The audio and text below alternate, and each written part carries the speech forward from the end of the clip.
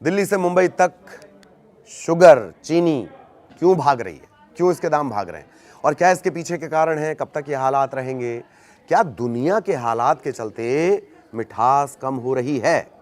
एक महीने में अचानक करीब करीब 15% तक का उछाल क्यों आ गया भाई, और अगर ऐसा ही रहा तो फेस्टिवल फीके पड़ जाएंगे। आज शुगर के, शक्कर के, चीनी के, डायबिटीज की सबसे बड़ी जिम्मेदार है, उसके थोड़े समीकरणों पर चर्चा करेंगे। नमस्कार, मैं ललित प्रजापति। पिछले एक महीने में चीनी के जो थोक भाव हैं उसमें 400 रुपए प्रति क्विंटल तक की बढ़ोतरी हो गई है और अगर चीनी के खुदरा भाव की बात कर ली जाए तो 15% तक बढ़ गया है। त्योहारी सीजन में चीनी के और महंगा होने की आशंका को देखते हुए सरकार ने भी स्टॉक लिमिट जैसे सख्त कदम उठाने शुरू कर दिए हैं।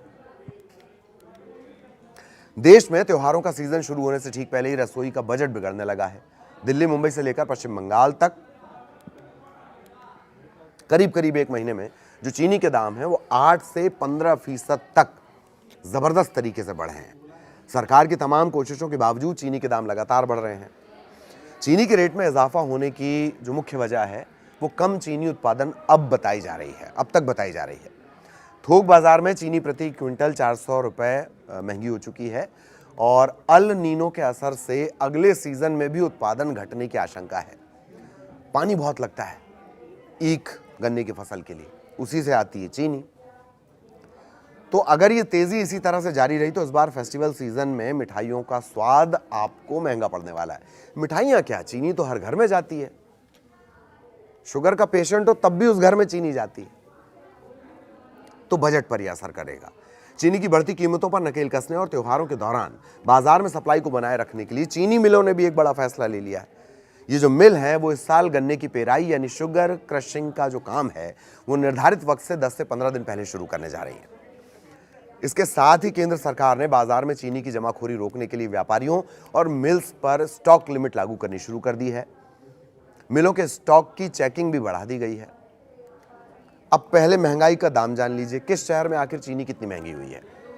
सरकारी आंकड़ों के मुताबिक देश के प्रमुख महानगरों और राज्यों में पिछले एक महीने के भीतर चीनी के खुदरा दाम में अच्छा खासा उछाल आया है। दिल्ली एक महीने पहले जो चीनी 45 रुपए प्रति किलो थी अब वो बढ़कर 49 रुपए प्रति किलो तक पहुंच गई है। मुंबई की बात कर ली जाए, कीमतें 46 रुपए प्रति किलोग्राम से बढ़कर सीधे 52 रुपए प्रति किलोग्राम तक पहुंच गई हैं। पश्चिम बंगाल यहां सबसे ज्यादा असर है। यहां दाम 49 रुपए प्रति किलो से बढ़कर 55 रुपए प्रति किलो तक पहुंच गए हैं। रांची का भी रेट जान लीजिए, चीनी के दाम 47 रुपए प्रति किलो से बढ़कर 51 रुपए प्रति किलो तक पहुंच गए। और चेन्नई, यहां पर 46 का दाम था, रेट उछले 53 रुपए प्रति किलो यहां पर दाम पहुंच गए। एक आंकड़ा यह कहता है कि उत्पादन में 5% की गिरावट है। इस साल देश में 293 लाख टन चीनी उत्पादन का अनुमान लगाया गया, लेकिन वास्तविक उत्पादन केवल 273 से 280 लाख टन के करीब रहा, जो अनुमान से 5% कम है। और देश में सालाना खपत ही करीब 280 लाख टन की है। इसके अलावा इस साल 8 लाख टन चीनी निर्यात भी हुई है। हालांकि पिछले साल का जो 50 लाख टन का बचा हुआ स्टॉक है वो मौजूद है, लेकिन आगामी सीजन को लेकर आशंकाएं कीमतें बढ़ा रही हैं।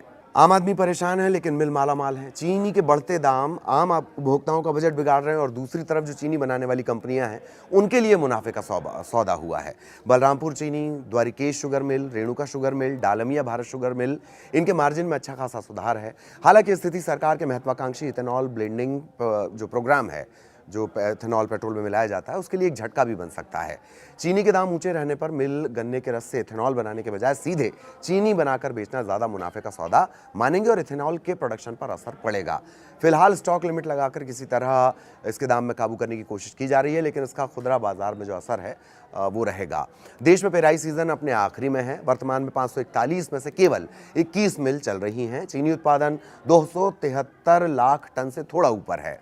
National federation of cooperative sugar factories limited NFCSF के आंकड़ों के मुताबिक 14 अप्रैल 2026 तक देश में 541 में से 21 जो मिल हैं इसमें पेराई शुरू हो चुकी है।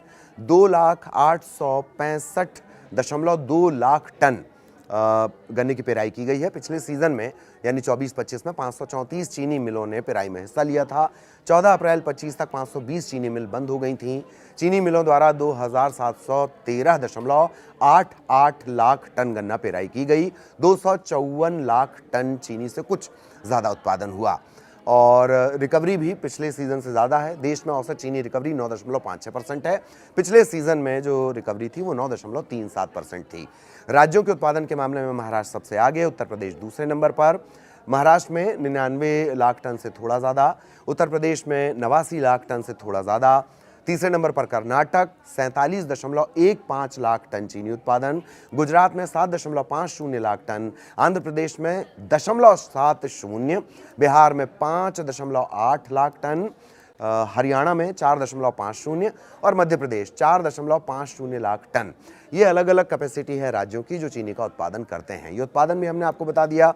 आगे इस पर नज़र रहेगी कि चीनी का उत्पादन इसी तरह से चलता है या फिर आपकी रसोई का बजट बिगड़ता है। वीडियो देखने के लिए धन्यवाद। नमस्कार।